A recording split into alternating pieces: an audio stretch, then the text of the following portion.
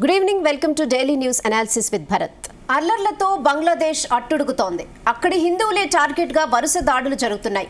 హిందూ దీపు చంద్రదాస్ ను కొట్టి చంపి నడి రోడ్డుపై ఉరితీసి తగలబెట్టిన ఘటన ప్రపంచాన్నే అవాక్కయ్యేలా చేసింది. ఇంకిలాబ్ మోంచో యువనేత షరీఫ్ ఉస్మాన్ హాదీ అంత్యక్రియలతో బంగ్లాదేశ్ వ్యాప్తంగా హై టెన్షన్ నెలకొంది. బంగ్లా పరిణామాలతో భారత ప్రభుత్వం కూడా అలర్ట్ అయింది. జాగ్రత్తగా ఉండాలని అక్కడి భారతీయులకు ఇండియన్ ఎంబసీ ఇప్పటికే నోటీసులు జారీ చేసింది. బంగ్లాదేశ్లో హిందువులనే ఎందుకు టార్గెట్ చేశారు, భారత ప్రభుత్వం తీసుకోవాల్సిన చర్యలేంటి, దీనిపై అనాలిసిస్ చేద్దాం. ఎస్ భరత్, అంటే మీరు నిన్ననే అనాలిసిస్ చేశారు ఈ విషయంలో.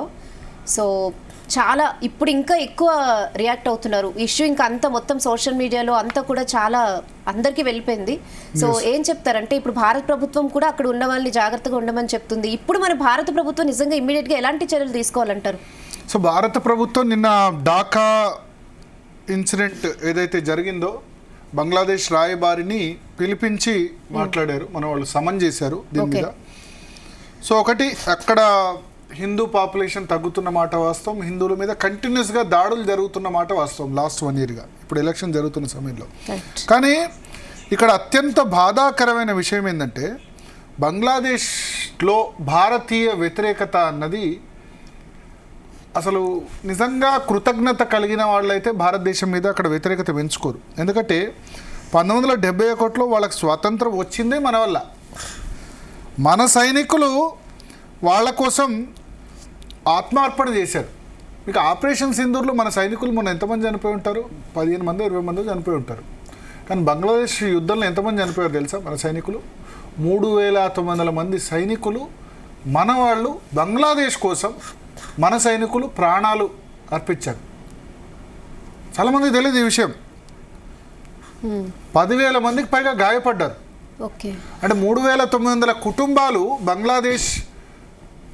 నాకెందుకు బంగ్లాదేశ్ పాకిస్తాన్ ఎటుపోతేంది, వాళ్ళిద్దరు కొట్టుకుంటేంది. ఎందుకంటే అది 1971 వరకు కూడా ఈస్ట్ పాకిస్తాన్లో అంతర్భాగం. ముస్లిం పాపులేషన్ ఆధారంగా దేశం విడిపోయినప్పుడు పాకిస్తాన్ ఏమో మనకి అటువైపు ఉంటుంది, పశ్చిమాన ఉంటుంది. ఇటు బంగ్లాదేశ్ ఏమో తూర్పు వైపున ఉంటుంది. అప్పుడేంది, ముస్లిం పాపులేషన్ 2 ఉంది కాబట్టి మహమ్మద్ అలీ జిన్నా మాకు అక్కడ అటు పాకిస్తాన్ వైపున్న కావాలి, ఇటు బంగ్లాదేశ్ వైపున్న. కానీ దానికి రెండింటికి సరిహద్దు లేదు. భారతదేశం నుంచే వెళ్ళాలి, లేకపోతే గాలి ఎయిర్ విమానం ద్వారా వెళ్ళాల్సింది తప్ప సరిహద్దు లేదు. 1947 నుంచి 1971 వరకు కూడా ఈస్ట్ పాకిస్తాన్గా ఉండే. పాకిస్తాన్ దేశంలో ఒక భాగంగా బంగ్లాదేశ్ ఉండే. కానీ వాళ్ళు ఏదైతే వెస్ట్లో ఇప్పుడున్న పాకిస్తాన్ ఏదైతే ఉందో వీళ్ళని చిన్న చూపు చూశారు. చిన్న చూపు చూడడం వల్ల వాళ్ళ స్వతంత్ర భావాలను రగిల్చి మాకంటూ కొత్త దేశం కావాలి, ఆ పాకిస్తాన్ వేరు, మేము వేరు, మేము మాట్లాడేది బెంగాలీ, అక్కడ మాట్లాడేది ఉర్దూ. ఎందుకంటే వెస్ట్ బెంగాల్ విభజన 1905లో జరిగింది. అప్పటి వరకు బెంగాల్ అంతా ఒకటే. బ్రిటిష్ వాళ్ళు బెంగాల్ని విభజించినప్పుడు చాలా పెద్ద గొడవ జరిగింది. ఈస్ట్ బెంగాల్ వెస్ట్ బెంగాల్ అయిపోయింది. అందుకని ఇప్పుడు పశ్చిమ బెంగాల్ అని రాష్ట్రం పేరు పశ్చిమ బెంగాల్ అని ఎందుకుంది, వెస్ట్ బెంగాల్ అని ఎందుకంటారు? బెంగాల్ అంతా ఒకటే ఉండే. వెస్ట్ బెంగాల్ వెస్ట్ వైపున ఉంది కాబట్టి ఇది వెస్ట్ బెంగాల్, అది ఈస్ట్ బెంగాలే బంగ్లాదేశ్ దేశం అయిపోయింది. ఆ బంగ్లాదేశ్ దేశం కోసం మన సైనికులు 3,900 మంది చనిపోతే, మన సైనికులు 10,000 మంది గాయపడితే, అప్పుడున్న ఇందిరాగాంధీ సైన్యం పంపించి, లేకపోతే బంగ్లాదేశ్ దేశమే ఏర్పడేది కాదు కదా. పాకిస్తాన్ ఈజీగా వాళ్ళను నలిపేసేది. ఇవాళ మహమ్మద్ యూనిస్ వెళ్ళి పాకిస్తాన్ ఆర్మీ చీఫ్ ఆసిఫ్ మునీర్ని కౌగిలించుకుంటాడు. అప్పుడు ఎంతమందిని చంపారు బంగ్లాదేశ్ని? పాకిస్తాన్ వాళ్ళు బంగ్లాదేశ్లో ఎంత మానవ హక్కుల ఉల్లంఘనకు పాల్పడ్డారు. అంటే ఇవాళ మీరిద్దరూ ఒకటైపోతే మేము భారతీయులం పిచ్చోళ్ళమా? ఏ పౌరుడికైనా కృతజ్ఞత ఉండాలి కదా. భారతదేశం మీద వ్యతిరేకత అంటే ఏం చేసింది భారతదేశం? బంగ్లాదేశ్ స్వాతంత్ర పోరాటానికి సహకారం చేసింది కదా. చేసినందుకు బంగ్లాదేశ్ వాళ్ళే మనకు సత్కారం కూడా చేశారు కదా.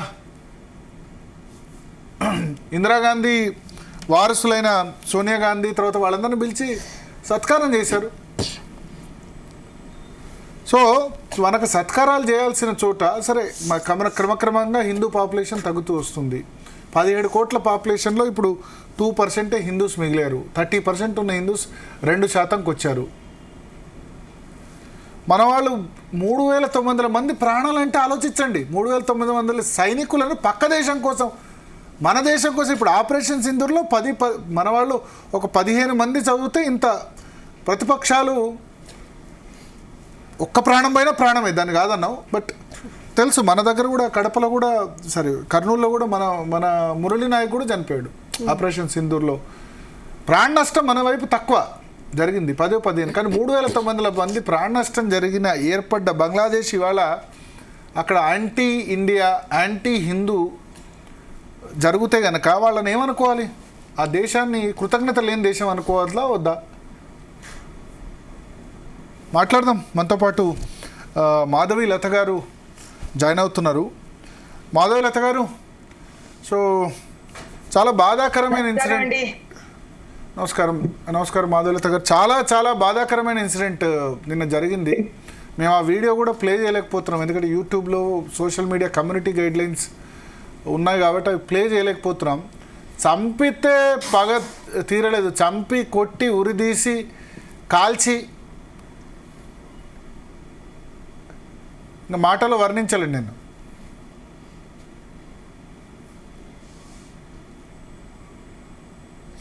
ఎస్, చెప్పండి మేడం. సో మేము ఏం చేయాలి ఇప్పుడు? మనం హిందువులు బంగ్లాదేశ్లో రక్షించబడాలంటే ఏంటి?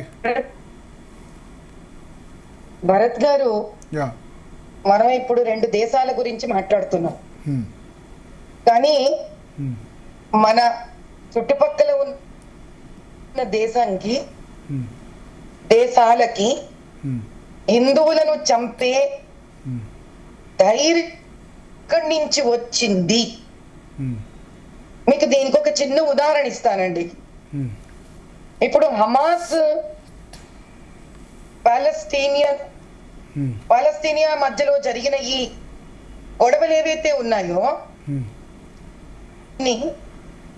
ఇక్కడి నుంచి ఒక ఉద్దండ పిండు అసదుద్దీన్ అనే ఒక పేరు గల వ్యక్తి పార్లమెంట్ లో జై పాలస్తీన్ అన్నాడు. ఒకసారి ఆలోచించుతున్నాను, ఇదే వ్యక్తి పాత బస్తీలో ఇజ్రాయిల్ మ్యాప్ వేసుకొని మతపరమైన ద్వేషాన్ని వాడుకుంటూ ఎంతో మంది ఇస్లాం వాళ్ళని నడిపించాడు దాని మీద. ఈ వ్యక్తి ఎక్కడికి వెళ్ళిపోయాడు ఈరోజు? ఏడి వ్యక్తి? అక్బరుద్దీన్ ఎడి ఈరోజు? సో వీళ్ళ ఉద్దేశంలో ఏంటంటే, బంగ్లాదేశ్ లో ఒక హిందూ చంపబడితే,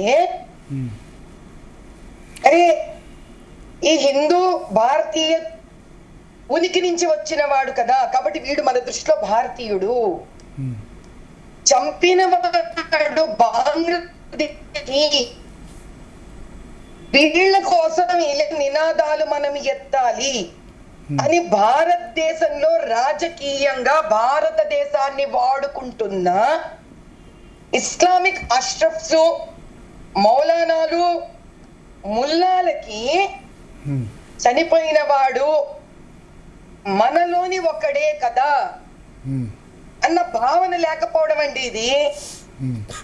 అంటే పక్కనున్న బంగ్లాదేశ్ వాడికి భారతదేశంలో ఉన్న ముస్లిం మనని చంపుతాడు, భారతదేశంలో ఉన్న రాజకీయ ముస్లిం పరంగా ఉన్న వాడుకుంటున్న స్వార్థపర రాజకీయ నాయకులు ఊరుకోరు. అది పాకిస్తాన్ బంగ్లాదేశ్ అయినా అన్యాయం చేస్తే హిందువుల మీద ఊరుకోరు అనే సంకేతము ఈ దేశం ఓట్లు వాడుకుంటున్న మత వాళ్ళు. మీ వాయిస్ కట్ అవుతుంది మేడం, ఒక చోట వాళ్ళు ఉన్నారు చూసారు, వాయిస్ కట్ అవుతుంది మేడం. ఒక చోట వీలైతే వెహికల్ ఆగండి, ఆపి మాట్లాడండి. చెప్పండి మేడం.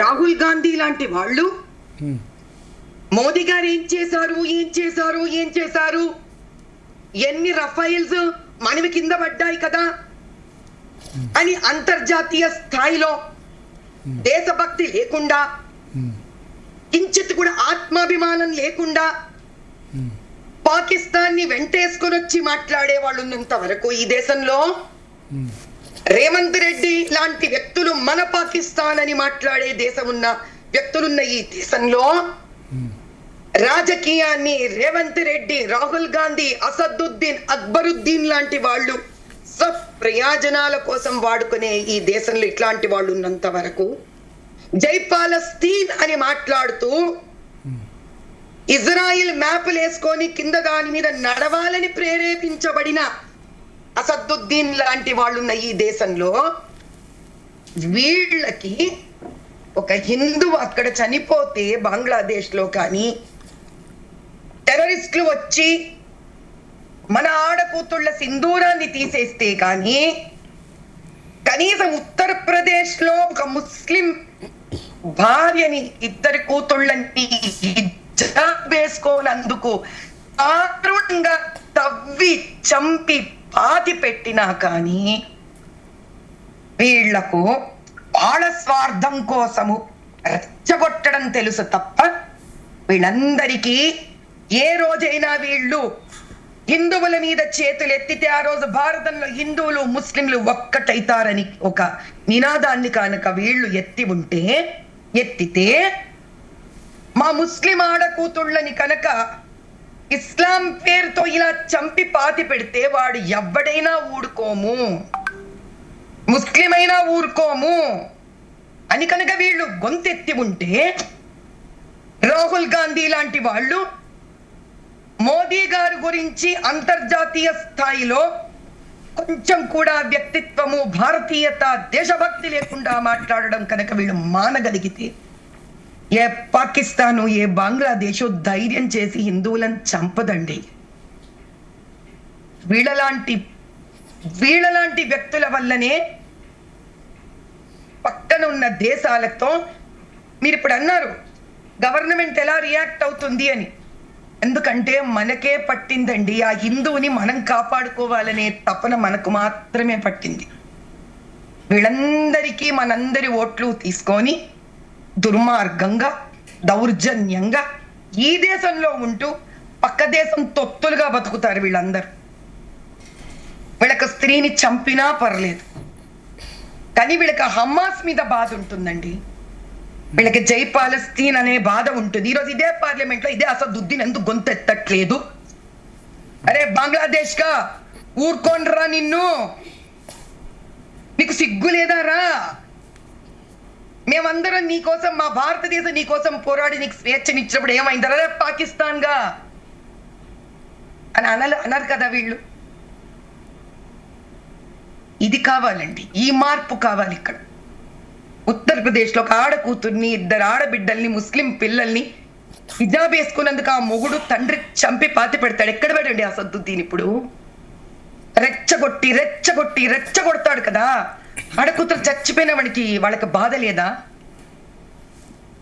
ఇలాంటి స్వార్థపరులు ఉన్నంత వరకు మన దేశం సంబంధించిన సంస్కారము, సంస్కృతి, హిందువులు అటు పాకిస్తాన్ లోనూ చేస్తారండి, ఇటు బంగ్లాదేశ్ లోనూ చేస్తారు. ఎందుకంటే కేవలం మనం మాత్రమే వీళ్ళని కాపాడుకోవాలి. మన ఓట్ల మీద బతికే కాంగ్రెస్ కి వద్దు. మన ఓట్ల మీద బతికోయి ఈ దేశంలోనే బతుకుంటూ ఈ దేశం డబ్బు తింటున్న అసదుద్దీన్, అక్బరుద్దీన్ లాంటి వాళ్ళకి వద్దు. ఆ మమతా బెనర్జీ లాంటి స్త్రీలకు వద్దు. ఎంతసేపు ఎప్పుడు చూసినా ఈ బరువు, ఈ బాధ్యత అలా కేంద్ర సర్కార్లో మోదీ గారి భుజాల మీదే ఉంటోందా? ఇది ఎడి రాహుల్ గాంధీ, ఎడి ప్రియాంక గాంధీ ఎక్కడుంది? ఎందుకు మాట్లాడట్లేదు? సోనియా గాంధీ ఎవరైనా ఎందుకు మాట్లాడట్లేదు? ప్రియాంక గాంధీ ట్వీట్ చేశారు నిన్న. పవన్ కళ్యాణ్, ప్రియాంక గాంధీ ఇద్దరు ట్వీట్ చేశారు. ట్వీట్ ఏంటండి? మాట్లాడమనండి. మాట్లాడతారు కదా మోదీ గారి మీద. అక్క తమ్ముళ్ళు చించుకుంటూ గొంతు పార్లమెంట్ లో మాట్లాడమనండి. ఇప్పుడు బంగ్లాదేశ్ ఇక్కడి నుంచి చెప్పమనండి.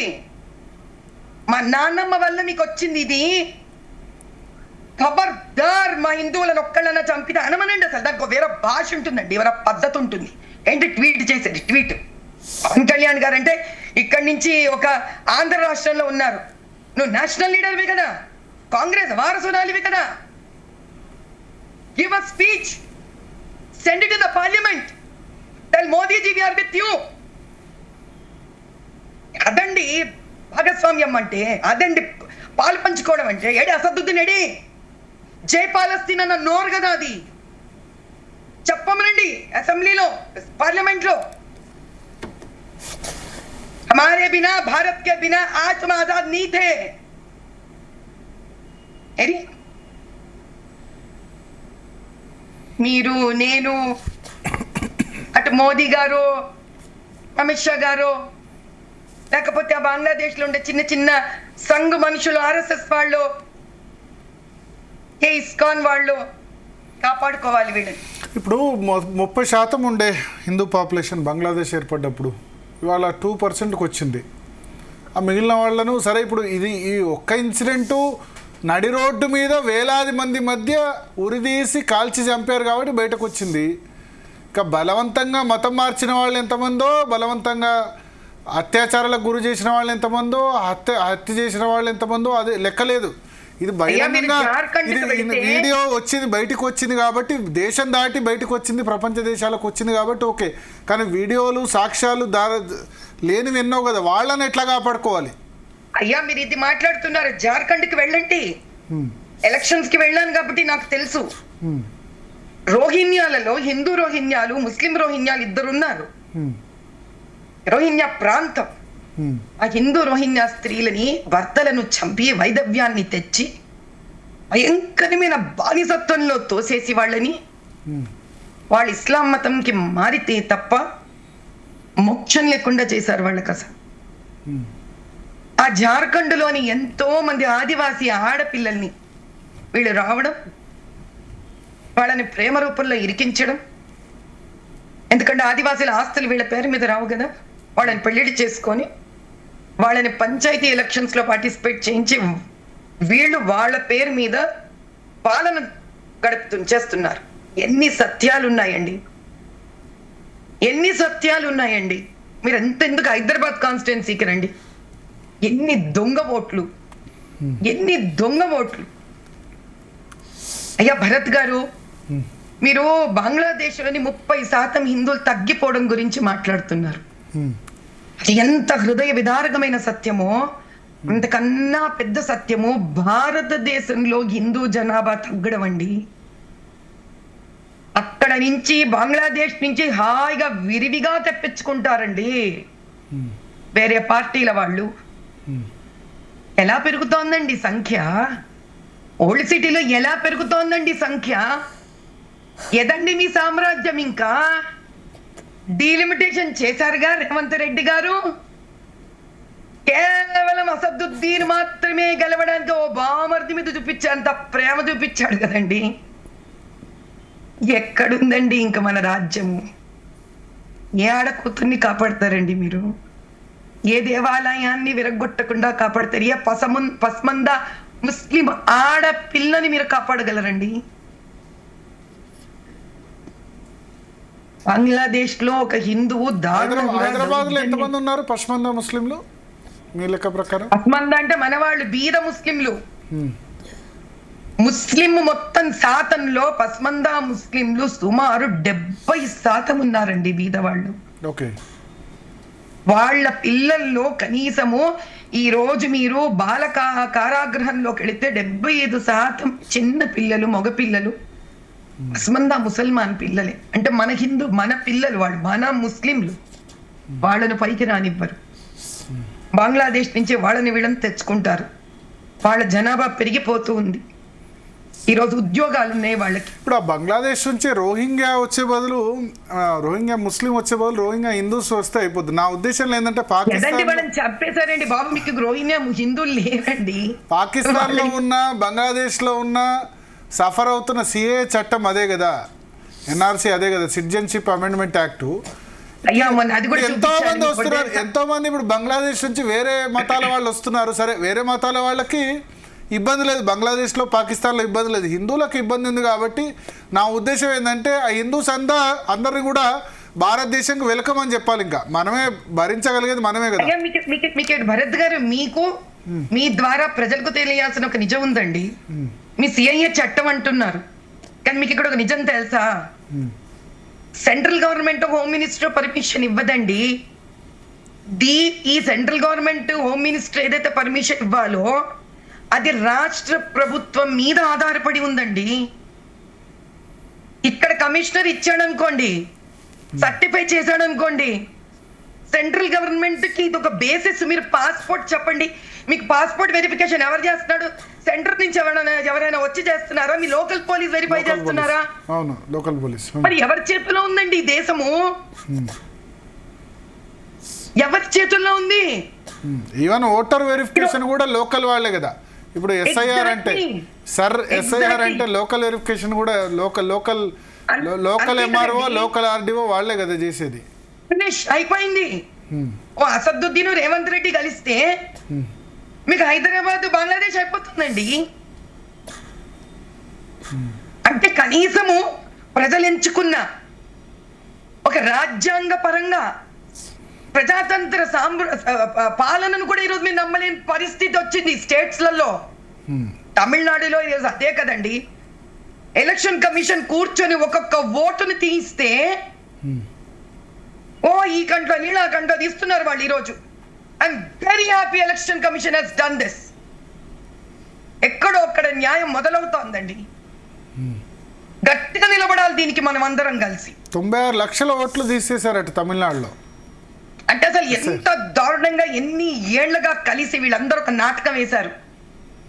హైదరాబాద్ కి వస్తారండి తర్వాత ఇదే ఎలక్షన్ కమిషన్ వాళ్ళకి ఆ రోజు తెలుస్తుంది నేను పడ్డ బాధ, నేను పడ్డ తపన. నిజంగా ప్రతి హిందూ ప్రతి ముస్లిం ఎవరైతే నన్ను గెలుచుకోవాలని తపన పడ్డారో ఎవరిని ఓటు వెయ్యనీయకుండా జిహెచ్ఎంసీని కబ్జాలో తీసుకొని ఓట్లు డిలీట్ చేసేసారు కదండి. వాళ్ళ ఓట్లు వేసుకోవడం, దొంగ ఓట్లు, మన ఓట్లు డిలీట్ చేయడం మన దగ్గరే మన చేతుల్లోంచి జారిపోతుంది. వీళ్ళకి పాలస్తీన్ లో ఉండేది మంట పుడుతుంది కానీ అసదుద్దీన్ కి బంగ్లాదేశ్ లో చనిపోయిన వాళ్ళ గురించి మాట్లాడే బాధ రాదా? ఇలాంటి వాళ్ళకి ఇంకా నీరు తిండి ఈ దేశంలో దొరుకుతాం చూడండి, అది మన దౌర్భాగ్యం. నేను రాజకీయం మాట్లాడుతున్నారని కూడా, రాజకీయం అంటే ఏంటి? ప్రజలమే కదండి, మనం పరిపాలించేదే కదండి రాజకీయము. మన జీవితంలో ఉచ్ఛ్వాస నిశ్వాసలో ఉంది కదండి రాజకీయము. పొద్దున్న లేచినప్పటి నుంచి రాత్రి వరకు మనం పరిపాలిస్తున్నది రాజకీయం కదండి. ఏదండి మనకి స్వేచ్ఛ, ధైర్యం? ఏ ధైర్యంతో బతుకుదాం? ముట్టుకుంటే బోగస్ ఓట్లు, ముట్టుకుంటే బూత్ క్యాప్చర్లు. అక్కడ బంగ్లాదేశ్ లో కనిపిస్తోంది, ఇక్కడ మాకు కనిపించట్లేదు. భరత్ గారు, దీనికి ప్రజల్లో నుంచే వ్యతిరేకత రావాలండి. ప్రజల్లో నుంచే వ్యతిరేకత రావాలి. గట్టిగా యూపీ లాంటి గవర్నమెంట్ తయారవ్వాలి. This is unbelievable. ఇక్కడ నుంచి తగలబడిపోయిన ఆత్మకి ఏం చేయలేకపోతున్నామనే బాధ. మరి పెహల్గాంలో కాల్ చేశారు కదండి, అది బంగ్లాదేశ్ లాంటి ఇన్సిడెంటే మన దేశంలో కదా, పాకిస్తాన్ వల్ల. ఇక్కడ ఒక వెస్ట్ బెంగాల్, అక్కడ ఒక పాకిస్తాన్. ఇక్కడ వెస్ట్ బెంగాల్ దేశంలో చంపారు మన హిందువుని, మన దేశంలోకి వచ్చే మన దగ్గరే కాల్చి చంపారు పాకిస్తాన్ వాళ్ళు. ఎంత ధైర్యం చేసి మోదీ గారు ముందుకెళ్లారు, ఎంత వ్యతిరేకతను తీసుకోవాల్సి వచ్చింది కాంగ్రెస్ నుంచి. పోరాడతామండి, వదిలిపెట్టాం మనం. ఈ ప్రతి దానికి దీనికి తిరుగుబాటు జరుగుతుంది. ఆ ప్రాణం పోయిన హిందువుకి న్యాయం జరిగేంత వరకు నిద్రించదు భారతదేశము. కానీ ఇది మనందరం తీసుకోవాల్సిన క్షోభ. కానీ ఇంకా ఇప్పటికీ బంగ్లాదేశ్లో 1.31 కోట్ల మంది హిందువులు ఉన్నారు. తెచ్చుకోవాలండి వాళ్ళని, వాళ్ళ లెక్కల ప్రకారం తెచ్చేసుకోవాలండి వాళ్ళని. ఇంతమంది పడి చచ్చారు కదండి, మన మన మన భుజాల మీద మనం కదండి పండించి తినిపిస్తున్నాం వీళ్ళందరికీ. పాకిస్తాన్ నుంచి వచ్చిన వాళ్ళని, వెధవలని, ఈ బంగ్లాదేశ్ నుంచి వచ్చిన వెధవల్ని, ఎక్కడెక్కడ వాళ్ళను వస్తుంటే మనం పోషిస్తున్నామే. మన వాళ్ళని పోషించలేమా అండి? తెచ్చుకోవాలండి వాళ్ళని. 130 కోట్ల ఉన్న జనాభా ఉన్న దేశానికి ఆయనతో ఇంకో 1.3 కోట్లు లెక్క కాదు. ఏం తేడా పడింది భరత్? లెక్క కాదు, అదే నేను చెప్తున్నా. ఇక అక్కడ సేఫ్ కానప్పుడు ఇప్పుడు ఎవరు పిలుపునివ్వట్లేదు, కానీ నేనేమంటా అంటే పాకిస్తాన్లో బంగ్లాదేశ్లో ఉన్న హిందువులందరూ రావాలి, మనం ఆశ్రయం ఇవ్వాలి.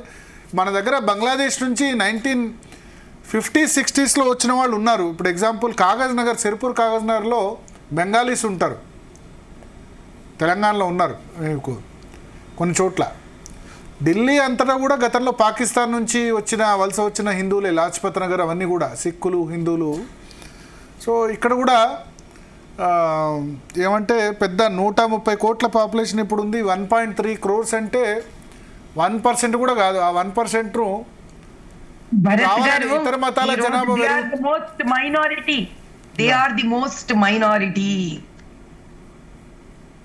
వాళ్ళు ప్రపంచ మైనారిటీలండి. వాళ్ళు తల్లి దగ్గరికి రాకపోతే ఎవరి దగ్గరికి వస్తారు? వాళ్ళు భారతదేశం వాళ్ళకి అమ్మ కదండి. ఎవరు ఆదరించాలి వాళ్ళని? మన దగ్గర నుంచి పోయిన వాళ్లే కదా పాపం, మన వాళ్ళు కదా వాళ్ళు. ఎంతసేపు అండి? Something has to be done Bharat గారు. Maybe we need to think little different. కేంద్ర ప్రభుత్వమే ప్రతిదీ చెయ్యాలనుకోకుండా సామాన్య మానవుడు కూడా మనం కూడా ఏదన్నా చెయ్యాలేమో. మీ ఆలోచన చాలా బాగుంది. మీరు అన్నారు అన్నది సిఏ ప్రకారం వాళ్ళు ఆశ్రయం కోరితే ఇస్తారు. అట్లా కాకుండా ఇప్పుడు 1947లో ఇక్కడ ముస్లిమ్స్ కొద్దిమంది అక్కడికి వెళ్ళారు, అక్కడ హిందూస్ ఇక్కడికి వచ్చినట్టు ఇది రైట్ టైం అనుకుంటున్నాను నేను. High time. మన ప్రభుత్వం కూడా ఇంకా సో ఇప్పుడు భారతీయ జనతా పార్టీ అధికారంలో ఉంది కాబట్టి వాళ్ళు వచ్చిన ఈ 1.3 crore పాపులేషన్ పెద్ద బరువేం కాదు. ఇంకా సేఫ్ కాదు బంగ్లాదేశ్. ఎందుకంటే బంగ్లాదేశ్ షేక్ హసీనా వాజిద్ సమయంలో ఓకే, కానీ ఇంకా నో మోర్ సేఫ్. ఫండమెంటలిజం బాగా పెరిగిపోయింది. ఇస్లామిక్ ఫండమెంటలిజం బాగా పెరిగిపోయింది. పిలుపునిద్దాం, చెప్పండి ఏం చేద్దాము. నేను చాలా జెన్యూన్ గా మాట్లాడుతున్నాను. నేను అదే పిలుపునిస్తున్నా. ఈ 1.3 కోట్ల మంది ఇంకా బంగ్లాదేశ్లో ఉన్నారు. వాళ్ళ పాపులేషన్లో 8% అట్ట వాళ్ళ లెక్క ప్రకారం. నిజంగా అంతమంది ఉన్నారో లేదో తెలీదు. 1.3 కోట్ల మంది పాపులేషన్ ఇంకా హిందూస్ ఉన్నారు. మన కేంద్ర ప్రభుత్వం పిలిచి వాళ్ళందరికీ ఆశ్రయం ఇస్తాం, వచ్చేవాళ్ళు రండి, బంగ్లాదేశ్ బార్డర్ దాటి రండి అని చెప్పాలి. ఒక్కో రాష్ట్రం కొద్దిమందిని తీసుకోవాలి. మనకేం బరువు కాదు. 130 కోట్ల మంది ఉన్నప్పుడు, ఇంకా ఒక జనాభా ఉన్నప్పుడు 1.3 కోట్ల మంది పెద్ద బరువేం కాదు. బంగ్లాదేశ్ నుంచి లేకపోతే వేరే దేశాల నుంచి చాలామంది రోహింగ్యాలు, మయన్మార్ నుంచి రోహింగ్యాలు అంతకంటే ఎక్కువ సంఖ్యలో వచ్చినప్పుడు ఇది ఇబ్బంది ఏముంది? పైగా నేను ఢిల్లీలో పాకిస్తాన్లో బలవంతంగా మత మార్పిడికి ఫోర్స్ చేస్తే వచ్చిన హిందూస్ చూశాను ఢిల్లీలో. వాళ్ళు ఇప్పటికీ అక్కడ ఆశ్రయం, మజ్నూకా టీలాలో ఆశ్రయం పొందుతున్నారు. సో వీళ్ళకు భారతదేశ పౌరసత్వం ఇచ్చినా నష్టం లేదంట. ఆ సిఏ యాక్ట్లో ఇదే ఉంది, సిటిజన్షిప్ అమెండ్మెంట్ యాక్ట్లో ఇదే ఉంది. బంగ్లాదేశ్లో మైనారిటీలకి, పాకిస్తాన్లో మైనారిటీలకి, ఆఫ్ఘనిస్తాన్లో, శ్రీలంకలో మైనారిటీలందరికీ కూడా ఇక్కడ పౌరసత్వం ఇస్తారు అని చెప్పారు మైనారిటీలు, ఒక ముస్లిం తప్ప. అని ఎందుకన్నారంటే అక్కడ వేధింపులు లేవు. బంగ్లాదేశ్లో అయినా పాకిస్తాన్లో అయినా అక్కడ ముస్లింలకు ఇస్లామిక్ దేశాలు కాబట్టి వేధింపులు లేవు.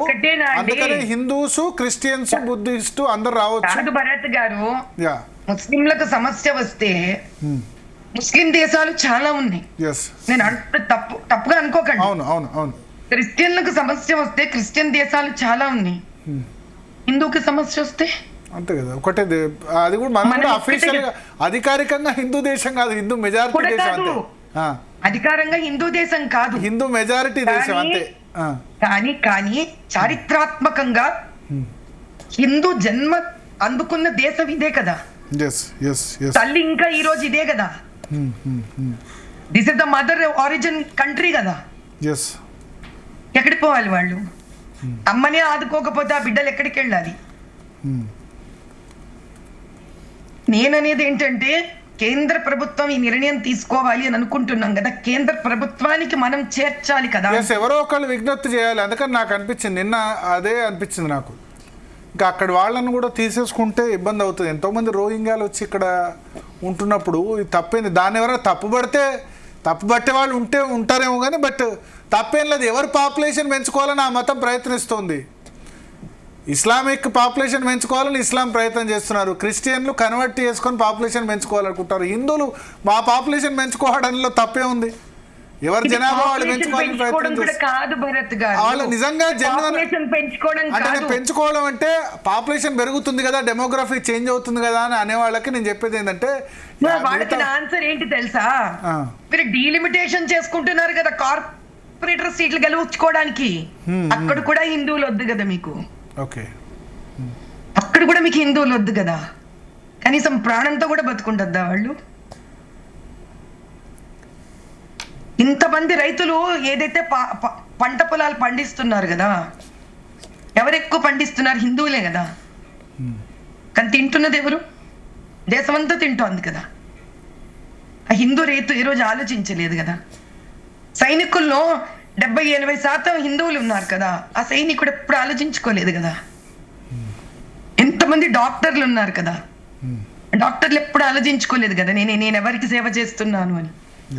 అలాంటప్పుడు హిందువు ఎందుకు చనిపోవాలి? ఎందుకు చనిపోవాలి హిందువు? That's only my question. వాళ్ళని మనము ఎందుకు కాపాడుకోకూడదు? సంఖ్య దేవుడుగా వాళ్ళని బాగా చూసుకుంటుంటే మనం ఏ రోజు చెప్పం వాళ్ళకి వదిలేసి వచ్చేసేయండి, మా సంఖ్య పెంచండి అని. అమెరికాలో హిందువుల్ని మనమే పిలవట్లేదే, యూరోప్ లో హిందువుల్ని మనం పిలవట్లేదే. మన కర్మ కొద్దీ హైదరాబాద్ నుంచి వెళ్ళి ఆతంకవాదులు అయ్యి టెర్రరిస్టులు అయ్యి ఆస్ట్రేలియాలో చంపినారు కూడా వెధవలు ఇద్దరు. ఇప్పుడు ఎవడు మాట్లాడండి దీనికి మాట్లాడు. హిందువులని తగలబెడితే మాట్లాడు. జై పాలస్తీన్ మాత్రం అంటారు. నిజంగా ఆ నాలిక ఆ రోజు అమ్మవారు 1000 ముక్కలు చేసింటే బాగుండండి. దగ్ధమవుతుంటుంది కడుపులో గుర్తుకొచ్చినప్పుడల్లా నాకు. జై పాలస్తీన్ ఏంటండి? జై పాలస్తీను. సరే, జై పాలస్తీన్ అంటే అనుకోనివ్వండి, కానీ జై బంగ్లాదేశ్లో హిందువులు దాన్ని కూడా ఖండించాలి. అసదుద్దీన్ మొన్న ఒకటి నాకు మదర్సాల గురించి మాట్లాడినప్పుడు నచ్చింది. మదర్సాలు విధ్వంసాలకు గురి చేస్తున్నాయి, సరిగ్గా నేర్పట్లేదని ఒక మాట ఫ్రాంక్ గా చెప్పి. అది మా మోదీ గారి గొప్పతనం అండి. ఇన్నేళ్ళు మాట్లాడేడండి ఆ మనిషి ఎక్కడైనా ఏ రోజైనా. అంటే జరుగుతున్న నేను మీరు అనుకోవచ్చు అందరూ ఏంటి మరి రాజకీయ పరంగా అతని గురించి మాట్లాడుతుంది అని. కాదు, ఇలాంటి వ్యక్తులు భారతదేశాన్ని, నేను భారత మాత జై అనను, కానీ ఆ దేశం గురించి నేను గొప్పగా మాట్లాడుకోను, దేశాన్ని ఎప్పుడు మతపరంగా 2 ముక్కలు చేసి మాట్లాడతాను. ఇలాంటి వాళ్ళ వల్లనే చాలా దూరం వచ్చిందండి ఈ వ్యవస్థ ఇలా. ఒకవేళ వీళ్ళలాంటి వాళ్ళు బంగ్లాదేశ్ కానీ పాకిస్తాన్ కానీ చుట్టుపక్కల ఏ దేశాలైనా కూడా భారతీయులని కానీ భారతదేశాన్ని నుంచి ఆరిజిన్ అయిన ఏ వ్యక్తి అయినా కూడా ఈ దేశాలలో ఉంటే వాళ్ళ మీద చెయ్యి పడితే మేము ఊరుకోము అని ఇలాంటి వ్యక్తులు గొంతెత్తి ర్యాలీలు తీశారనుకోండి, అప్పుడు భయపడ్డం మొదలు పెడతారండి చుట్టుపక్కల వాళ్ళు. ఈరోజు మీరు పెట్టారు ఈ డిబేట్, నేను మాట్లాడుతున్నాను, మీతో అప్పుడంతా డిబేట్లు వస్తుంటాయి.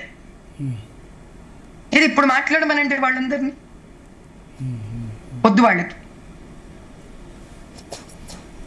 సిఐఏ మీద అగేన్స్ట్ గా మాట్లాడతారు. ఇవన్నీ మాట్లాడతాడు కదా అసదుద్దీన్, ఏదో అన్యాయం అయిపోతుందని. ఇప్పుడు ఎందుకు మాట్లాడట్లేదు? ఇప్పుడు ఎందుకు ఒక ర్యాలీ తీయట్లేదు ముస్లిమ్స్ అందరినీ తీసుకొని? అరే మా హిందూని ఎట్లా చంపుతావురా, మా హిందూని ఎట్లా చంపుతావురా? నేనంటాను, నా హిందూ ఆడబడుచు, నా స్త్రీ జాతికి సంబంధించి ఆ 2 చిన్న ఆడబిడ్డలని ఎట్లా నువ్వు ఉత్తరప్రదేశ్ లో వెధవా నువ్వు చంపి పాతి పెట్టావురా అని నేను నిలబడతా నా స్త్రీ జాతి కోసం. ముస్లిం గాని, క్రిస్టియన్ గాని, హిందూ గాని. నువ్వు నిలబడతావా? నిలబడు. This is what I'm speaking about. మనతో పాటు సుంకర మౌనిక్ గారు కూడా జాయిన్ అయ్యారు. మౌనిక్ గారు,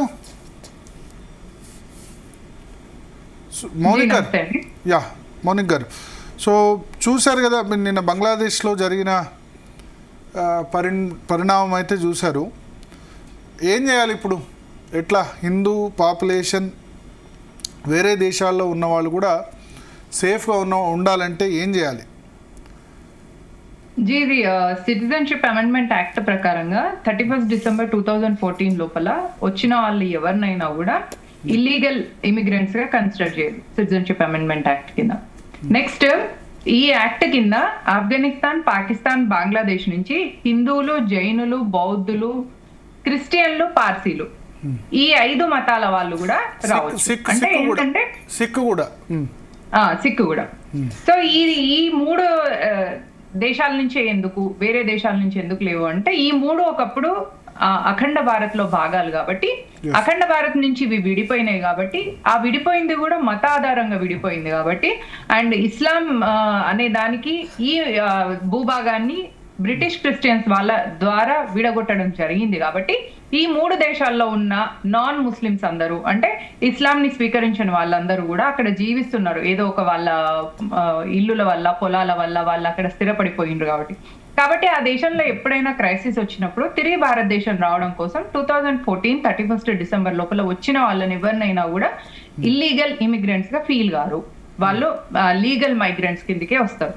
అదే యాక్ట్ ఇప్పటికి కూడా కంటిన్యూ అవుతుంది. ఇప్పటికి కూడా ఎవరైనా రావాలి అనుకున్న వాళ్ళు వీళ్ళందరూ వచ్చేయచ్చు. కాకపోతే ఇక్కడ ప్రాబ్లం ఏమైతుంది అంటే వీళ్ళందరూ ఏదో ఈ లొల్లి కొద్ది రోజులు అయితే తర్వాత కామ్ అయిపోతుందిలే, మళ్ళీ మంచి రోజులు వస్తాయన్న ఆలోచనతో అక్కడ ఉంటున్నారు. ఎట్లయితే కాశ్మీర్ లో మొత్తం హిందువులు ఇక్కడ నుంచి వెళ్ళిపోవాలి అని మైకుల నుంచి అనౌన్స్ చేసినట్టుగా ఇక్కడ మొత్తం అనౌన్స్మెంట్ అయితలేదు. ఒకటి. రెండో విషయం ఏంటిదంటే ఎప్పుడైనా మత మార్పిడి జరిగినప్పుడు వైలెన్స్ నుంచే మత మార్పిడి జరగదండి.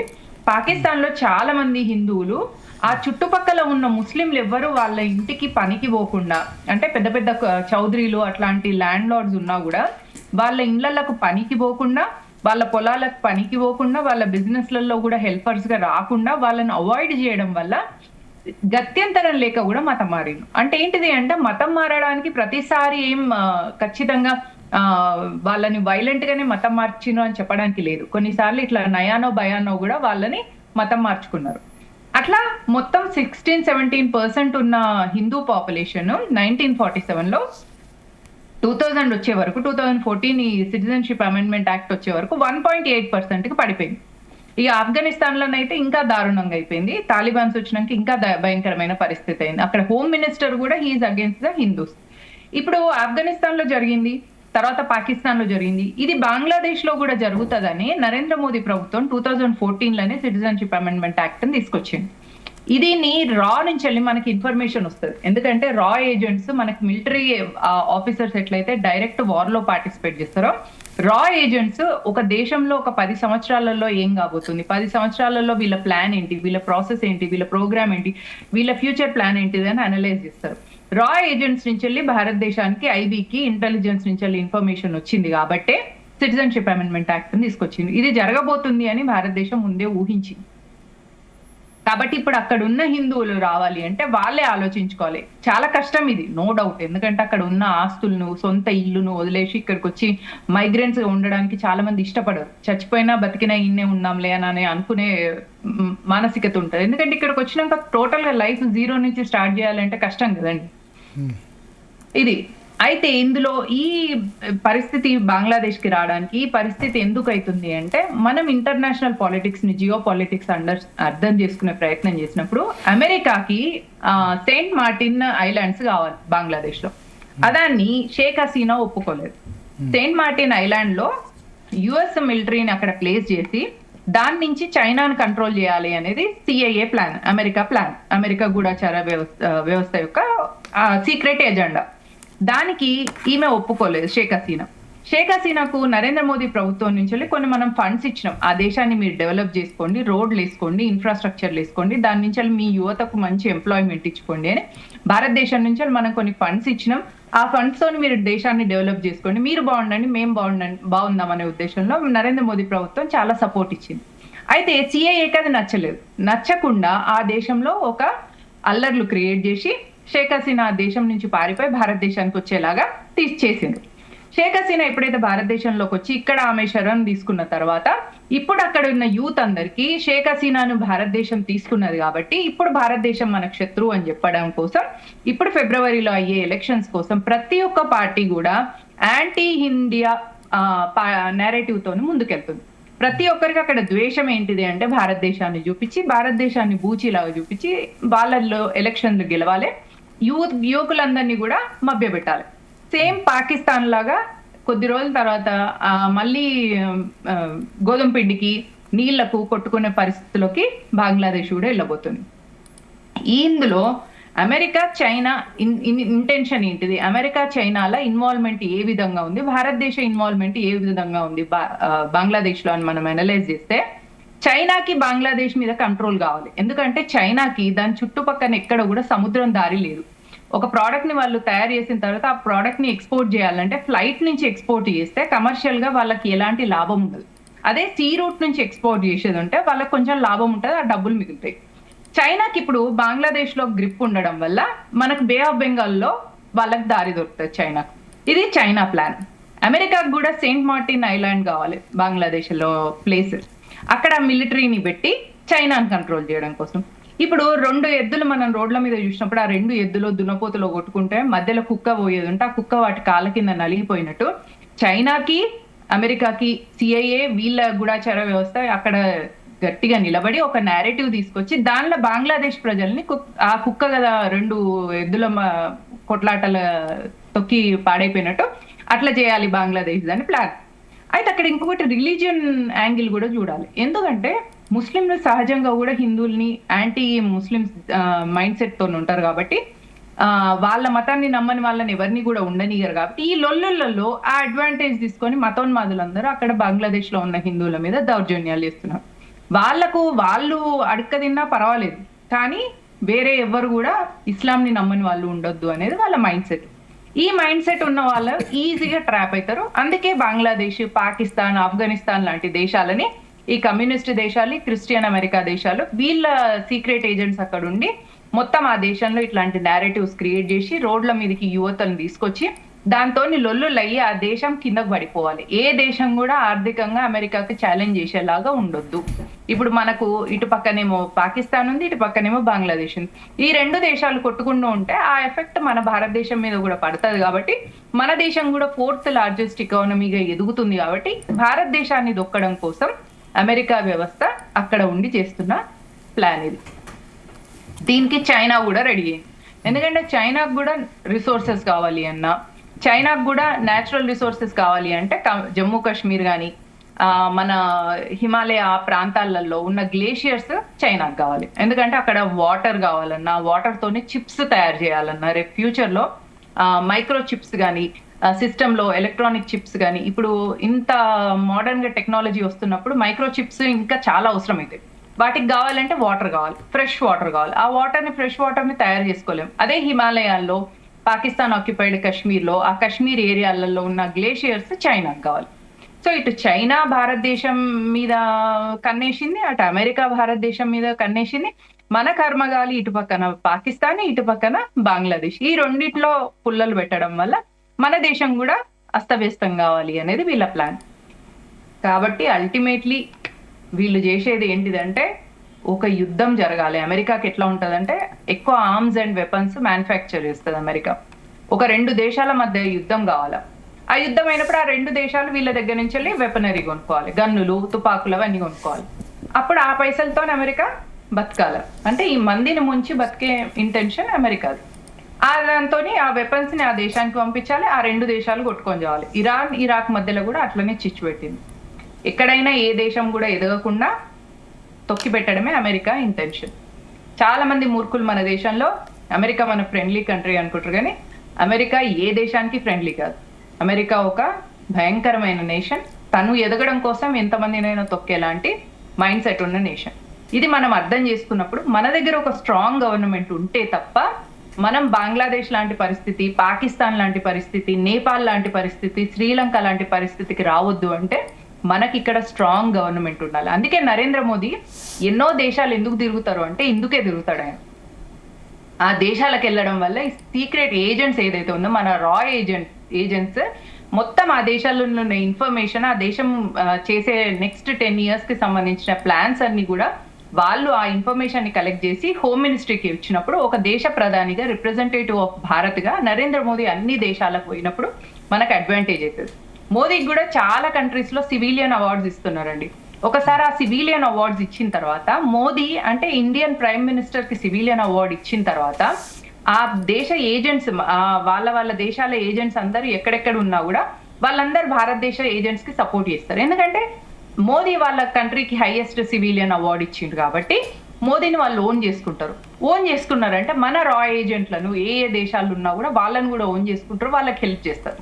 మన ఏజెంట్స్ ఏం చేస్తారు, పాకిస్తాన్ నుంచి కానీ మళ్ళీ బంగ్లాదేశ్ నుంచి కానీ మన దేశం మీద ఎక్కడైనా టెర్రర్ అటాక్ జరగబోతున్నా ఆ అటాక్స్ కి ముందే ఇన్ఫర్మేషన్ ఇవ్వడం వల్ల మనం కాపాడుకోగలుగుతున్నాం. 2014 నుంచి ఇప్పటి వరకు నరేంద్ర మోదీ ప్రభుత్వం వచ్చిన తర్వాత ఎందుకు బాంబ్ బ్లాస్ట్లు అయితలేవు అంటే వాళ్ళు ప్లాన్ చేయక కాదు, వాళ్ళు ప్లాన్ చేసిన వాటిని మన రా ఏజెంట్స్ వేరే దేశాల్లో ఉన్న ఏజెంట్స్ మనకు చెప్పడం వల్ల మనకు ఆ ఇన్ఫర్మేషన్ వచ్చి మన ఏజెంట్స్ మన హోమ్ మినిస్ట్రీకి ఇవ్వడం వల్ల హోమ్ మినిస్ట్రీ వెళ్ళి వాళ్ళని ఆపడం వల్ల మనము బాంబ్ బ్లాస్ట్ల నుంచి తప్పించుకుంటున్నాం. నరేంద్ర మోదీ ఊకే అన్ని దేశాలు తిరుగుతారు అనే వాళ్ళను ఈ ఆన్సర్ చెప్పాలి వాళ్ళకు.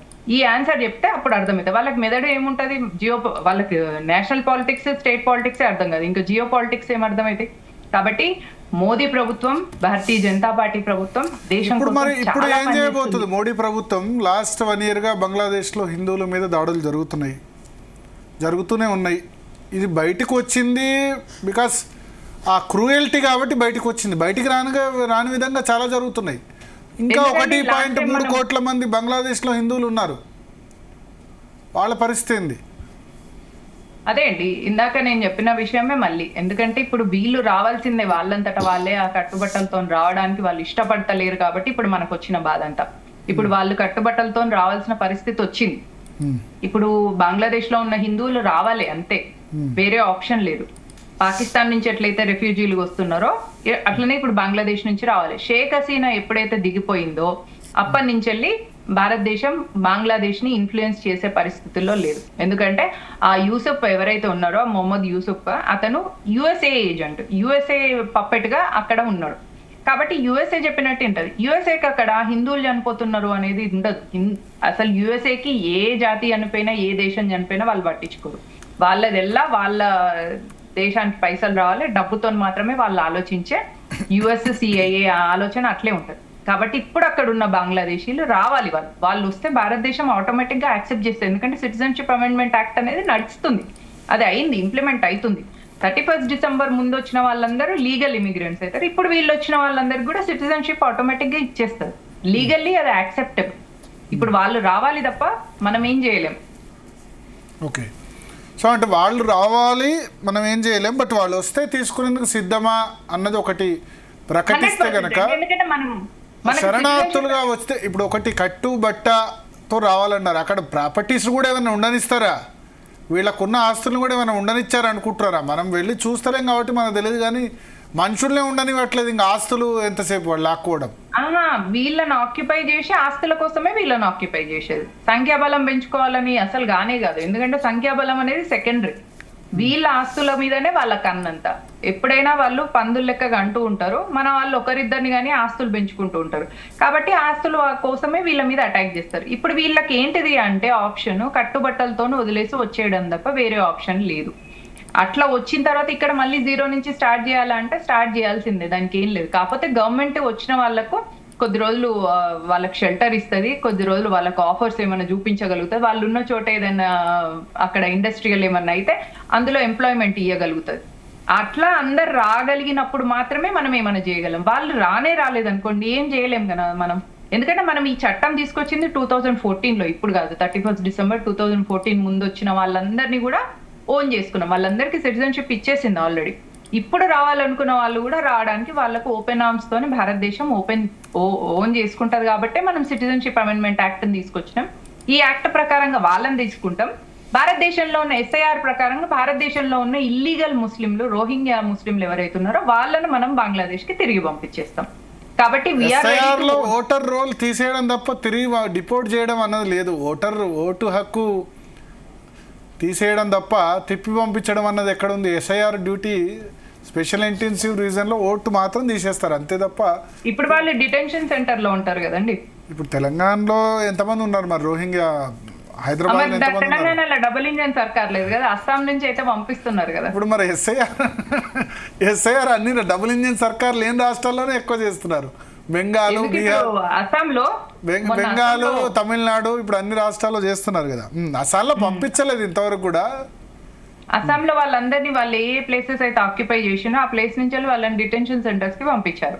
ఆ డిటెన్షన్ సెంటర్ నుంచి తర్వాత భారతీయ జనతా పార్టీ 3 Ds తో పనిచేస్తుంది. ఒకటి డిటెక్ట్, తర్వాత డిలీట్, తర్వాత డిటెన్. అంటే వాళ్ళని డిటెక్ట్ చేస్తాం, తర్వాత వాళ్ళని మన దేశ ఎలక్షన్ కానీ ఏదైనా ఆధార్ అట్లాంటివి తీసుకుంటే దాని నుంచి వెళ్ళి డిలీట్ చేస్తాం, తర్వాత వాళ్ళను డిటెన్షన్ సెంటర్స్ కి పంపిస్తాం. ఈ 3 ప్రక్రియలు 3 Ds కోసం పనిచేస్తుంది. హోమ్ మినిస్టర్ గారు చెప్పిన మనకి 3 Ds గురించి. కాబట్టి ఉన్న ఇల్లీగల్ బంగ్లాదేశీ ముస్లింలను, రోహింగ్యా ముస్లింలను మాత్రం ఖచ్చితంగా పంపించేదే. ఎందుకంటే సిటిజన్షిప్ అమెండ్మెంట్ యాక్ట్ కేవలం హిందువుల కోసం, సిక్కుల కోసం, జైనుల కోసం, పార్సీల కోసం, క్రిస్టియన్ల కోసం, ముస్లింలు లేరు ఇందులో. కానీ సరే అప్పుడు చాలా అల్లర్లు అయినాయి చేసినప్పుడు, but it is high time to implement. సరే అప్పుడు ప్రతిపక్షాలు అప్పుడున్న వాళ్ళు సపోర్ట్ చేసి ఉండొచ్చు. దాని తర్వాత కరోనా ఒకటి వచ్చింది. చాలా చాలా ఒక విధంగా దేశం ఏమంటారు తగలబడిపోయింది ఆ సమయంలో. But it is high time. ఈ లేటెస్ట్ ఎగ్జాంపుల్స్ ఇవన్నీ చూసిన తర్వాత కాంగ్రెస్ ఆపోజ్ చేస్తుండొచ్చు, ఈ ప్రతిపక్షాలకి ఇంకా వేరే పనే ఉండదు ఆపోజ్ చేయడం. కానీ it is high time to implement CA, citizenship amendment act. అవును, సిటిజన్షిప్ అమెండ్మెంట్ యాక్ట్ అది యాక్ట్ అయింది కాబట్టి ఇంప్లిమెంటెడ్ అన్నట్టే అండి. వాళ్ళే రావాలి. ఇంకా అంటే దాన్ని అప్పుడు తాత్కాలికంగా నిలిపివేస్తున్నామని అనౌన్స్ చేశారు కదా. లేదండి, లేదు, అది ఉంది. వాళ్ళు రావచ్చు ఇప్పటికైనా కూడా. పాకిస్తాన్ నుంచి వచ్చిన వాళ్ళకే సిటిజన్షిప్ ఇచ్చిండ్రు. బంగ్లాదేశ్ లో ఇప్పుడు వాళ్ళది రైట్ నో అవుతున్న హాట్ ఈవెంట్ కాబట్టి వాళ్ళకి కూడా ఉంది. పాకిస్తాన్ కు ఉంది, బంగ్లాదేశ్ కు ఉంది, ఆఫ్ఘనిస్తాన్ కు ఉంది. ఇప్పటికి కూడా వాళ్ళు వచ్చిందంటే వాళ్ళని వెంటనే ఎన్రోల్ చేసుకుంటారు. ప్రాసెస్ తర్వాత సిటిజన్షిప్ ఇస్తారు. ఎందుకంటే అది యాక్ట్ కదండి, it's not a law, it's an act. ఒకసారి ఒక చట్టం పార్లమెంట్ లో అయిన తర్వాత మన కోర్టు నుంచి వచ్చిన తర్వాతనే అది యాక్ట్ అవుతుంది. ఓకే. సో ఇప్పుడు ఏమంటారు, బంగ్లాదేశ్ సమస్యకు అల్టిమేట్గా షేక్ హసీనా వాజిదేమో మన దగ్గర ఉంది. వాళ్ళలో ప్రతిరోజు మన మీద వ్యతిరేకత పెరుగుతోంది. అక్కడ బంగ్లాదేశ్లో ఉస్మాన్ హాదీ భారతదేశానికి అత్యంత బద్ధ విరోధి, చనిపోయిన వ్యక్తి. వాళ్ళ ఆరోపణ ఏంటంటే మనమే చంపామని చెప్పి ఉస్మాన్ హాదీని చంపింది, రీసెర్చ్ అండ్ అనాలిసిస్ వింగ్ చంపిందని చెప్పి అనే వాళ్ళు ఆరోపించే నిన్న గొడవ జరిగింది. పత్రికల మీద దాడి చేశారు, పత్రికా ఆఫీసుల మీద దాడి చేస్తే జర్నలిస్ట్ దాన్ని తగలబెట్టారు. జర్నలిస్టులు దాదాపు దానిలో ఇరుక్కుపోయారు. అవును, అయితే వీళ్ళకి ఇప్పుడు 2026 ఫిబ్రవరిలో ఎలక్షన్స్ కాబోతున్నాయండి బంగ్లాదేశ్ లో. కాబట్టి ఈ ఎలక్షన్స్ కి భారతదేశాన్ని బూచిగా చూపించి భారతదేశం మనకి శత్రువు అనే శత్రుబోధతో మళ్ళీ అక్కడ ఎలక్షన్స్ లోకి వెళ్ళి విన్ అవ్వాలి అనేది వీళ్ళకున్న టెంపరీ ఆలోచన, మైండ్ సెట్. అంతే, లాంగ్ టర్మ్ థాట్స్ లేదు బంగ్లాదేశ్ వాళ్ళకి. ఎందుకంటే వీళ్ళకి సగం మెదడు కాబట్టి సగం మెదడుతోనే ఉన్నారు. సేమ్ పాకిస్తాన్ లెక్క కాబోతున్న బంగ్లాదేశ్ ఫ్యూచర్ లో ఇంకొక 10-15 సంవత్సరాలలో వీళ్ళు కూడా బియ్యం పిండికి ఇస్తే అట్లనే కొట్టుకొని అడత తినుకుంటూ ఉంటారు. వీళ్ళకి కూడా అప్పుడు వీళ్ళ పరిస్థితి కూడా ఇట్లనైతే ఆపరేషన్ సింధూర్ ఇటు పాకిస్తాన్ మీద చేయాల్సి వస్తుంది, ఇటు చేయాల్సి వస్తుంది. రీసెంట్ గా చనిపోయిన వ్యక్తిని రా ఏజెంట్ చంపినరు అని చెప్పేసి వీళ్ళు మన మీద బ్లేమ్ చేస్తున్నారు. పాయింట్ ఏంటంటే ఆ చచ్చిపోయిన వ్యక్తి ఎట్లాంటి పోస్ట్ పెట్టిండో అనేది కూడా మనం చూడాలి. నార్త్ ఈస్టర్న్ స్టేట్స్ అన్నిటిని కూడా బంగ్లాదేశ్ లో కలుపుకొని పెట్టుకున్నాం. అంటే నువ్వు ఏంటిది, డైరెక్ట్ గా ఇండైరెక్ట్ గా యుద్ధానికి రెడీ అవుతున్నట్టే కదా భారతదేశానికి. ఇది మన దేశ సావర్నిటీకి, అంటే ఒక కాంటినెంట్ కి, ఒక నేషన్ సావర్నిటీకి ఛాలెంజ్ ఇస్తున్నట్టే. అట్లా ఇస్తున్నప్పుడు ఎవరు చంపినో ఇక మనకు తెలియదు, ఎవరైనా చంపించవచ్చు. కాబట్టి మన దేశం మీద అటాక్ చేస్తున్న ఒక వ్యక్తి, ఒక టెర్రరిస్ట్ చచ్చిపోయిండు అని మనం సంతోషపడాలి. ఎవరు చంపినరు అనేది సెకండరీ, మనకు అది సంబంధం లేదు. మనకు ఆ వ్యక్తి ఎవరో కూడా తెలియదు. కాబట్టి ఇక్కడ మన దేశ సావర్నిటీని డిస్టర్బ్ చేసే ప్రయత్నం చేసిండ్రు. 7 స్టేట్స్ ని, నార్త్ ఈస్టర్న్ స్టేట్స్ అన్నిటిని ఆ చికెన్ నెక్ కారిడార్ దగ్గర కట్ చేసి దాన్ని మొత్తం కూడా గ్రీన్ కలర్ లో చూపించే ప్రయత్నం చేసిండు హమీద్. కాబట్టి హమీద్ కి చచ్చే పరిస్థితి వచ్చింది. కాబట్టి మనమేమని ఒప్పుకోవాలి అంటే సౌటగా మన ఒకటే ఇంటెన్షన్ ఉండాలి. ఇదిగోండి, ఇట్లా భారతదేశాన్ని గ్రీన్ కలర్ గా చూపించే అధికారం అంటే ఏంటిదనంటే దాన్ని ఛాలెంజ్ చేస్తున్నట్టే కదా దేశ సావర్నిటీని. సో ఇదేమైపోతుంది, నెక్స్ట్ దీన్ని వార్ లెక్క కన్సిడర్ చేస్తే మనము ఉస్మాన్ హదీ చేసిన ఈ ఏమంటారు కవ్వింపు చర్యకు మనం వార్ని కానీ స్టార్ట్ చేయగలిగితే బంగ్లాదేశ్ మీద కూడా ఆపరేషన్ సింధూర్ అయ్యే పరిస్థితికి వస్తుంది. అప్పుడు బంగ్లాదేశ్ ఇంకా అధోగతి పాలైపోతుంది. ఇంతకు మించి వాళ్ళకి వేరే ఫ్యూచరే లేదు. Okay okay okay okay so thank you Mounika Shankar garu జీతుల Thank you కోసం very సమయం కేటాయించినందుకు. సో రెహానా, ఒకటి తస్లీమా నస్రీన్ దీని మీద ట్వీట్ చేశారు. ఓకే. ఆమె జరిగిన ఉదంతం వివరించారు, అసలు ఏం జరిగింది. దీపు చంద్రదాస్ బంగ్లాదేశ్లో మైమెన్ సింగ్ అనే ప్రాంతంలో ఒక ఫ్యాక్టరీలో వర్కర్గా పనిచేస్తాడు. పూర్ లేబరర్, చాలా అంటే ఇవన్నీ తెలియదు అతనికి, ఒక వేరే కామెంట్స్ చేసేంత మెచ్యూరిటీ అది లేదు. పూర్ లేబరర్ అతను. ఒక కోవర్కర్, ముస్లిం కోవర్కర్ ఏం చేయాలని అనుకున్నాడట అంటే ఇతన్ని ఏదో వాళ్ళిద్దరి మధ్య జరిగిన గొడవకి పనిష్ చేయాలనుకున్నాడు, ఎట్లాగైనా నేను చంపాలనుకున్నాడు.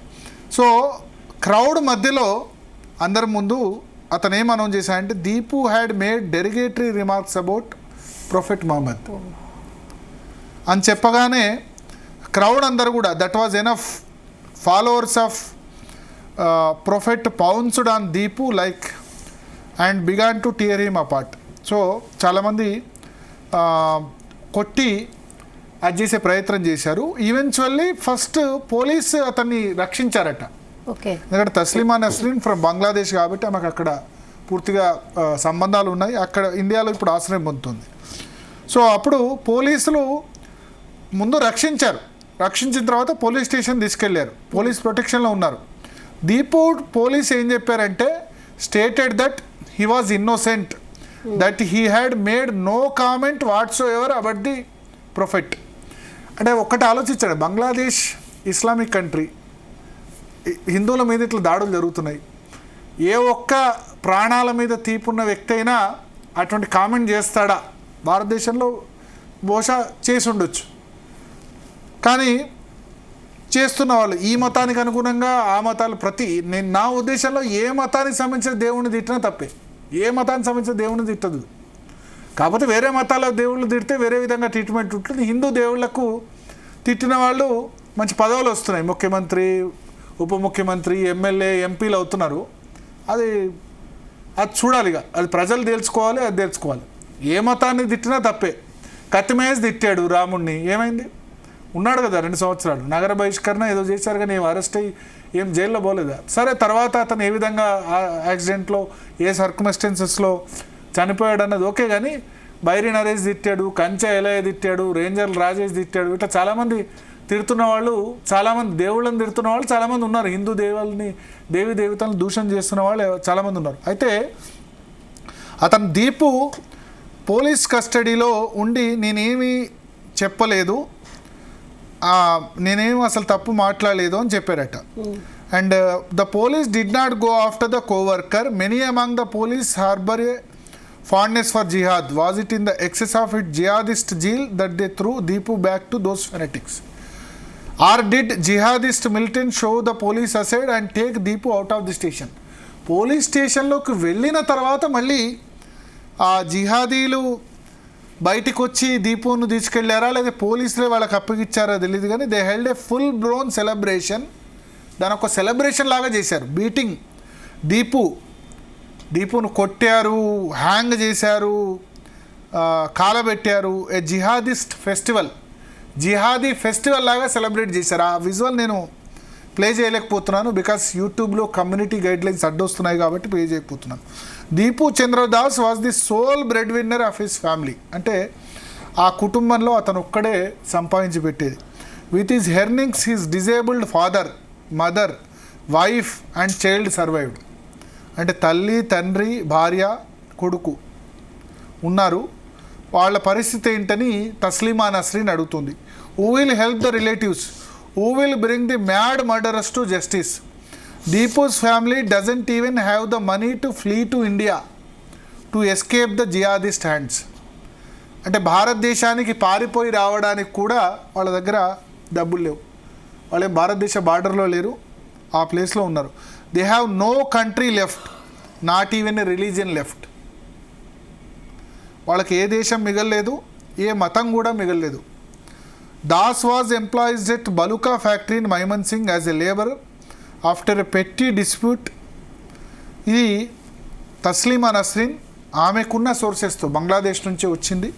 బంగ్లాదేశ్లో ఆమె మీద ఎందుకంటే ఆమె రాసిన పుస్తకం ఇస్లాంకు వ్యతిరేకంగా ఉందని చెప్పి లజ్జా ఇస్లామిక్ దానికి వ్యతిరేకంగా ఉందని చెప్పి ఆమె మీద ఫత్వా జారీ చేశారు. సో ఆమె భారతదేశంలో ప్రస్తుతం ఆశ్రయం పొందుతున్నారు. ఆమె ఆ ఉదంతాన్ని వివరించింది. సో దీన్ని బట్టి మనకేం అర్థమవుతుందంటే తస్లీమా నస్రీన్ చెప్పిన దాని ప్రకారం దీపు చంద్రదాస్ ఒక అత్యంత పేద వ్యక్తి, తండ్రి తల్లి కుమారుడు భార్య ఉన్నారు. వాళ్ళు ఎవరికి ఏం చెప్పుకుంటారో తెలీదు. సరే నిజంగా మహమ్మద్ ప్రవక్త మీద వ్యాఖ్యలు చేశాడు అనుకుందాం, చట్టపరంగా చాలా ఉంది, చంపడానికైతే లేదు కదా. సరే చంపినా ప్రతీకారం తీరకుండా అంటే they want to send signal, బంగ్లాదేశ్లో హిందువులు మీరు ఉండకండి అయితే మతం మారండి అని ఒక సిగ్నల్ పంపారు. అది కాల్చి చంపి కొట్టి కాల్చి చంపి ఎన్ని చేశారో ఆ విజువల్లో బహుశా చాలామంది ఇన్స్టాగ్రామ్లో వాటిలో చూసుంటారు, నేను ప్లే చేయలేకపోతున్నాను. So they want to signal అది. అంటే ఇప్పుడు ఒక విషయం తెలిసింది ఏంటంటే ముందు పోలీసులు పట్టుకున్నారు కానీ పోలీసులు వాళ్ళకి అప్పగిచ్చారట, లేదా పోలీసులు ఆ జైలును బదలు కొట్టి మరీ చంపేశారట. ఇది జరిగినది. అది వేలాది మంది మధ్య జరిగింది. ఇక్కడ జరగలేదా లించింగ్, గోమాంసం తిన్నందుకు అఖ్లాకును చంపలేదా అనేవాళ్ళు ఉన్నారు. ఎస్, అది కూడా తప్పే, చంపడం తప్పే. కానీ అది ఒక చిన్న ఊర్లో జరిగింది, గ్రేటర్ నైడాలో ఒక చిన్న ఊర్లో, ఒక పల్లెటూరులో. బహుశా నాకు తెలిసి 20-30 మందో 40-50 మందో గ్యాదర్ అయి ఉంటారు. ఆ తర్వాత వాళ్ళని అరెస్ట్ చేశారు. వాళ్ళ పరిస్థితి ఏందో మనకు తెలుసు. అది బట్ ఇక్కడ ఈ జరిగింది ఏదైతే ఉందో వేలాది మంది మధ్య జరిగింది. ఇప్పుడు బంగ్లాదేశ్లో ప్రభుత్వం ఏం చెప్తుందంటే ర్యాపిడ్ యాక్షన్ బెటాలియన్ 7 కస్టడీలోకి తీసుకున్నామని చెప్తున్నారు. ఎందుకంటే ప్రపంచ దేశాల నుంచి తీవ్ర వ్యతిరేకత వచ్చింది. ఓకే, రేపు ఎలక్షన్స్ ఉన్నాయి ఫిబ్రవరిలో. ఎలక్షన్స్ బోగస్ ఎలక్షన్స్ కూడా అనొచ్చు.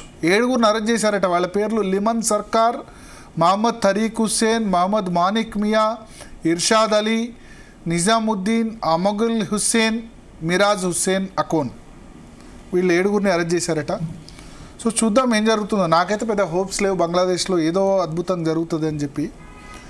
ప్రపంచ దేశాల్లో మిగతా అన్ని చోట్ల ఆ వీడియో వైరల్ అయ్యి బయటకు వచ్చి, అంటే వాళ్ళు ఆ వీడియోను కూడా ఎందుకు బయటకు వచ్చిందంటే మిగతా వాళ్ళకు ఒక మెసేజ్, మీరు ఇస్లాంకు వ్యతిరేకంగా మాట్లాడితే ఈ విధంగా చేస్తామని చెప్పి. అతను నిజంగా ఇస్లాంకు వ్యతిరేకంగా మాట్లాడలేదని తస్లీమా నస్రీన్ చెప్తుంది. చిన్న కోవర్కర్తో గొడవ జరగడం వల్ల ఈ పరిస్థితి వచ్చింది. మిగతా వాళ్ళందరికీ ఒక మెసేజ్ పంపేందుకు చేశారని చెప్తున్నారు. ఏదేమైనా అత్యంత బాధాకరం. ఒకటి చట్టపరిధిలో అయితే ఇప్పుడు ఉంది, సిఏఏ సిటిజన్షిప్ అమెండ్మెంట్ యాక్ట్ ప్రకారం దాన్ని ఇప్పుడైనా అమలు చేయాల్సిన అవసరం ఉంది. బంగ్లాదేశ్లో పాకిస్తాన్లో ఉన్న హిందువులు ఇంకా ఏమాత్రం ఆ దేశాలు సేఫ్ కాదు. భారతదేశంలోకి వాళ్ళందరూ రావాల్సిన అవసరం ఉంది. మన కేంద్ర ప్రభుత్వం కూడా, కేంద్ర రాష్ట్ర ప్రభుత్వాలు కూడా వాళ్ళందరినీ సాధారణంగా స్వాగతం పలకాల్సిన అవసరం ఉంది. ఒకప్పుడు అఖండ భారత్లో ఇవి భాగం. వాళ్ళ తప్పు కాదు, దేశ విభజన అన్నది వాళ్ళ తప్పు కాదు. బంగ్లాదేశ్ పాకిస్తాన్ ఏ విధంగా ఏర్పడ్డాయి? దేశ విభజన వల్ల ఏర్పడ్డాయి. దేశమంతా ఒకటే ఉండాలనుకున్నారు. మహమ్మద్ అలీ జిన్నా వద్దు, మాకు ముస్లింలకు ప్రత్యేక దేశం కావాలి అని అడగడం వల్ల జరిగింది. అది వాళ్ళ ఆ రిలీజియన్లో ఉండడం వాళ్ళ తప్పు కాదు కదా, హిందూ రిలీజియన్లో ఉండడం. సో ఆ దేశ విభజన వల్ల జరిగిన తప్పు కాబట్టి, ఆ విభజన అన్నది ఆ అమాయకుల వల్ల జరగలేదు కాబట్టి అక్కడ ఉన్న హిందూ పాపులేషన్ అంతా ఇక్కడికి రావాలి, వచ్చి వాళ్ళు శరణార్థిగా భారతదేశంలో ఉండాలని కూడా మనస్ఫూర్తిగా కోరుకుంటూ మరొకటి ఇటువంటి ఇన్సిడెంట్ జరగకూడదని కోరుకుందాం. Okay Bharat, thanks for the analysis. ఇది వాల్టి DNA. Stay tune to Zee Telugu news.